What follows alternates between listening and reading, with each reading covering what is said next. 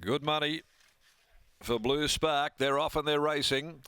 And a snag right out the back early is Eye of the Sun. Now the first to actually get going here is Wiki Up from Spirit of Bell, who jumped nicely, and so did Dumpling, who held things up a little. Rawrumba's going to go forward soon after the start, and also rushing up there just in behind the speed soon after the break. It could be Blue Spark there in those silks. A length and a half away behind those. Next of all is Biscuits. Now there's Blue Spark back in the field, so it could be Forcefield actually that's driven up there here in the other blue set of silks, and they're followed further back in the field by Crocs.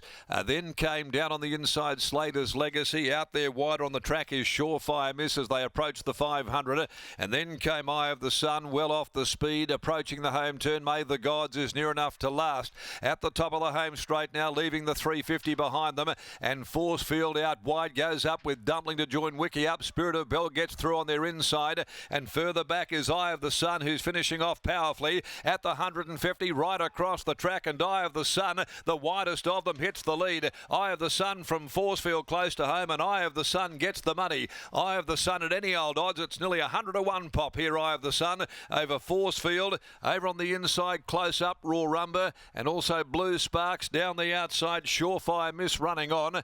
Behind those May the Gods as well, followed by Dumpling, who knocked up in the late part of the race. Spirit of Bell likewise, and so did Wiki Up for that matter. Biscuits was a bit flat, followed further back behind those to Slater's Legacy, and the last home is Crocs. So the money is off the mark, and it's the roughie.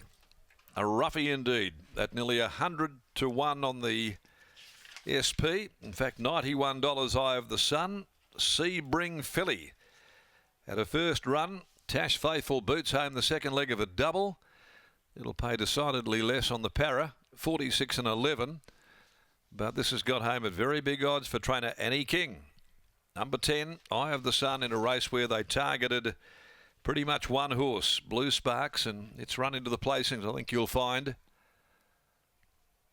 Forcefield battled, and down the outside, Blue Sparks as well.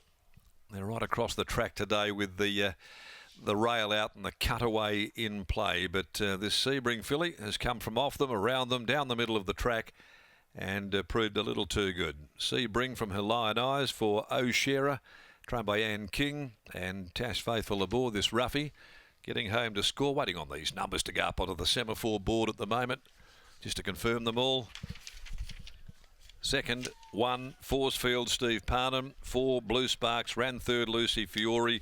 And Spirit of Bell actually held fourth before pulling up quickly in the run-on. Surefire Miss as well, not far away. 1:12.09 there, the time for the race. 3/4 of a length by 3/4, and it's 35.36 the last 600 metres of race number 4. A blowout result. Eye of the Sun proving too good. Second home, 1 Forcefield by Splintex, Trevor Andrews, Steve Parnham, and third is number 4 Blue Sparks, who's by Manhattan Rain from Queen's Parade, Brian Kersley, Lucy Fiore. Race 5, the Western Race Picks handicap. Again, the 1200 metres in play at 14 after 2. Okay, well, everyone was interested in Blue Sparks, but turned out to be a bit of a fizzer. And it was the roughie that got home for Annie King, who'll be up and about celebrating. That she is, Darren. Anne King joins me now. And your last 2 winners, Lucky Moon at Pinjarra a couple weeks ago, 150 to 1, and this 2-year-old Eye of the Sun, 70 to 1. What's the secret? It's been a remarkable couple of weeks. I know it has. Look, I thought her trial was good, and I thought she was way over the odds, to be quite honest. Even her, well, I mean, when she started before I come back to this prep, you know, she was shin sore, so that's why she ran along last. So, yeah, I thought her trial was really good. So, no surprise. Even last preparation, did she show enough to suggest that she'd be able to be a filly that goes through her grades? Yeah, she did. She definitely can gallop. Just got a few little quirks, but she's quite sensible. She's got a brain. this afternoon. She had that run in the 3-4 deep line at stages, but once she really let rip, she found the line better than anything. Yeah, well, the last race they sort of were coming from out there, so I said to Tash, just get some cover, and I think she can gallop, but I'm not sure. You know, you don't really know sometimes, do you?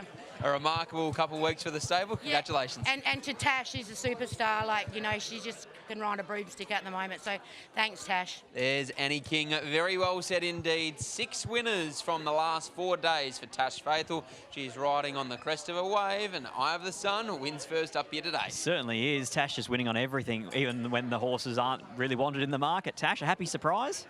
Yeah, it was. When we jumped, I copped a pretty heavy check on her, and I sort of blundered on heels and thought that was game over for her. But to her credit, she picked herself back up, and geez, she's got a good turn of foot. I think she's pretty quick. Coming into the race, did Annie give you any sort of confidence?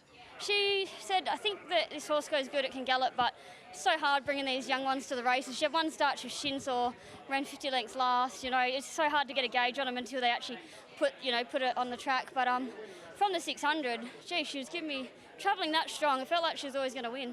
Onwards and upwards, well done. Thank you. There's Tash Faithful. She continues to dominate in the saddle. She's already won 2 races from only a few rides here this afternoon at Belmont Park. And it's Eye of the Sun at 70 to 1, if you don't mind punters, for Annie King. She does it again.